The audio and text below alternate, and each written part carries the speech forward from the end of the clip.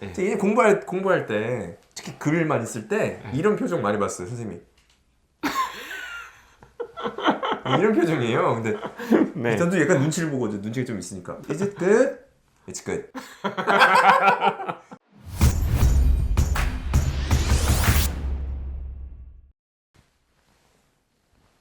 안녕하세요. 대치동영어학원 내부 고발자입니다. 이번 편은 시청자분의 요청으로 만드는 영상입니다. 아이들, 특히나 나이가 좀 어린 아이들이 요약을 쓰라고 하면은 요약을 어떻게 써요? 이렇게 반응하고 뭐 써보라고 하면은 정말 막막해 한다고 그런 말이 많아요. 이거에 대해서 좀 어느 정도 도움을 드려볼까 해서 영상을 만드는 거죠. 요약 어떻게 써야 될까요? 아이들이 이제 공부에 도움이 되려면은 전반적인 큰 그림을 보고 거기서 중요한 거를 이제 끄집어내 가지고 그걸 요약하고 그 그림이 머릿속에도 만들어져 있고 그걸 그대로 이제 페이지에 옮기면 되는 거예요. 이 능력이 중요하죠. 이 능력이 있으면은 공부가 잘 돼요. 저는 디테일이 약하고 기억력이 약하다 보니까 큰 그림을 읽는 법을 어렸을 때부터 스스로 깨달은 편이 많아요. 그거 없으면 딴 거 어떻게 처리를 할 수가 없으니까. 저 같은 스타일만 있는 건 아니거든요. 대부분의 많은 사람들이 자기가 가진 능력에 비해서 공부를 어느 정도 하는 사람들은 이 능력을 꽤 가지고 있는 걸로 저는 파악이 돼요. 하지만 이게 꼭 한 가지 방법만 있는 건 아니잖아요. 요약 쓰는 것도 같다고 보거든요. 선생님은 어떻게 생각하세요? 기준을 제시하든가 말로 전달하는 거는 굉장히 힘들다고 생각하는 편이에요. 차라리 어떤 글을 같이 읽어보고 그 글을 읽고서 썼던 다른 사람들의 요약을 한 10개 정도는 읽어보면은 감이 올 수 있다. 그러니까 요약이라는 게 말로 설명하는 거는 되게 힘들어요. 이게 많은 사건이 일어났고 많은 인물이 나왔고 많은 공간 이동이 있었지만 이 중에서 중요한 거를 네가 정리해서 써 이렇게 지도를 하잖아요. 그럼 애들이 말하죠. 중요한 게 뭔데요? 기준을 달라. 중요한 거의 기준을. 그러면은 대부분의 이제 이거를 지도하시는 분들이 헉 하는 거예요. 기준이 뭐지? 보편적으로 제시할 수 있는 게 많지는 않은 것 같아요. 차라리 저는 예시를 보여주는 게 낫다. 요약해서 쓰라고 할 때는 이 정도 가이드라인 주거든요. 간략해야 돼요. 가이드라인이. 말로 주는 거는 누가 어디서 뭘 했는지 써. 요 정도 말하거든요. 요 정도는 간단해요. 뭐 육하원칙이라고 하는데 요건까지는 너무 복잡해요. 애들이 맞아요. 이렇게 되니까 세 가지가 나눈다 이거죠? 뭐죠? 누가 어디서 뭐 했는지 써. 누가 엄청 많아요. 지금 뭐 한 10명 나온 것 같은데 누구 쓰죠? 많이 나오는 애를 써. 그렇죠. 그건 맞습니다. 많이 나오는 애가 주인공이고 대체로 이 단계에 이제 있는 아이들이 읽는 책들은 그림이 있어요. 그림에 자주 나오는 애를 써. 어딘지를 인지를 못하고 읽는 경우도 꽤 많거든요. 실은. 3쪽은 어디였어? 7쪽도 같은 장소야? 아닌 것 같은데요? 이런 식으로 하거든요. 저는 이 정도로 해요. 선생님 어떻게 하세요? 아이들 지도할 때. 네가 생각할 때 중요한 걸 써. 그리고 조금 존중해주는 편이에요. 내가 생각하는 게 중요한 거랑 네가 생각하기 중요한 게 틀리다. 그럼 아이 걸 좀 존중해주는 편이에요. 제가 옛날에 받은 경험이 있어가지고 얘 공부할 때 특히 글을 많이 쓸 때 이런 표정 많이 봤어요, 선생님이. 이런 표정이에요. 저도 약간 눈치를 보고 눈치가 좀 있으니까. Is it good? It's good. 그리고 여기 밑에 써놔요. Good effort. 열심히 노력했다는 소리거든요. 그거 딱 먹고. 좋은 거보다 하고 또 열심히 하고. 그러다 보니까 이제 향상이 된 거거든요. 미묘한 피드백이라든가 선생님이 글을 쓰는 품이 있잖아요. 또 그걸 너무 강조하게 되면 아이가 받을 수 있는 만큼 좀 주는 거죠. 저는 이제 지도는 어떻게 하냐면 첨삭으로 많이 해요. 이제 아이가 써오면 여기서 했다는데 여기 어디야? where 이렇게 써놓고 야 이거 어딘지 써줘. 중요한 것을 얘기했다 이렇게 써요. 이 중요한 게 뭐야? 나 궁금해?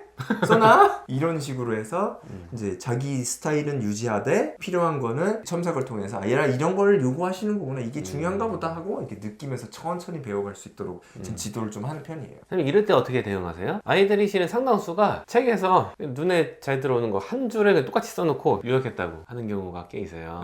야 이거 중요한 거야? 하면 중요하지 않을까요? 제 눈에 쏙 들어왔는데 이렇게 할 때 있거든요. 이렇게 비슷하게 어떻게 지도하는 게 좋을까요? 저는 아이의 능력을 좀 봐야 되는데 문장을 못 쓰는 아이들이 있어요. 문장을 쓰고 싶어도 그러면은 조금 따라 써도 된다. 근데 조금씩 바꾸자 이렇게 네. 얘기를 하고 스스로 쓸 수 있는 능력이 되는데도 그렇게 하는 아이들이 있거든요. 네네. 그러면 다시 쓰라 그러죠. 이거 똑같은 문장 쓰면 안 된다. 따옴표를 쓰는 애들이 많아요. 따옴표를 써놓고 막 다 늦게 와요. 따와. 따옴표 안 돼. 유약이기 때문에 네. 따옴표를 쓰면 안 좋아. 그 다음에 이 삶을 조금 힘들게 하는 편이에요, 저는. 뭐냐면 다시 쓰기. 이런 것 때문에 요게 부족하니까 이거 다시 써와. 그러면 이제 바꾸면 되는 거고 안 바꾸는 아이들이 있어요. 그러면 또 다시 써. 노동의 양이 많아지니까 줄이려고 하겠네요. 네. 저절로. 일정 부분 고통을 통해서 그걸 배우는 거예요. 효과적인 방법이에요. 고통이 없으면은 변화는 없다. 네. 그런 생각을 가지기 때문에 네. 제 자신이 그래요.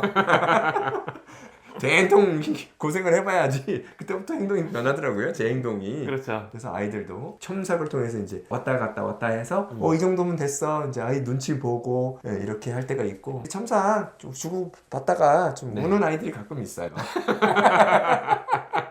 초등학생 같으면 특히. 그게 이제 네. 성장이죠. 그러면서 배우는 거죠. 그리고 애들 놀라질 않아요. 옆에 애들이 그렇게 저 왜 울어 이렇게 않고 가만히 있어요. 그래. 아 힘들어 저거 울 수도 있어.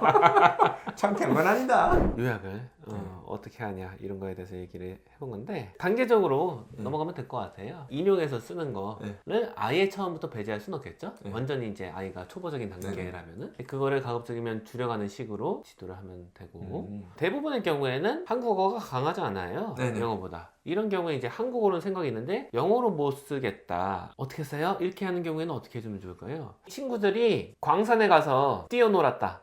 이렇게 쓰고 싶은데 그 영어로 어떻게 써요? 어떻게 쓸지 모르겠어요. 이거 선생님한테 하나하나 다 물어봐요?